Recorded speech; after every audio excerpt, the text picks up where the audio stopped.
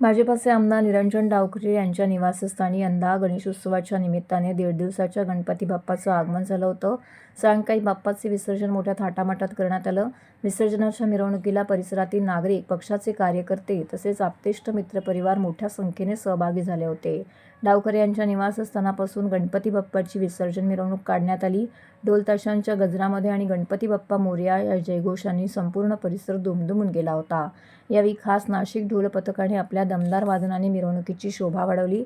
1.5 दिवस बाप्पाची सेवा करून शेवटच्या निरोपाच्या वेळी आमदार निरंजन डावखरे यांनी श्रद्धापूर्वक आरती अर्पण करून लाडक्या बाप्पाला निरोप दिला आहे.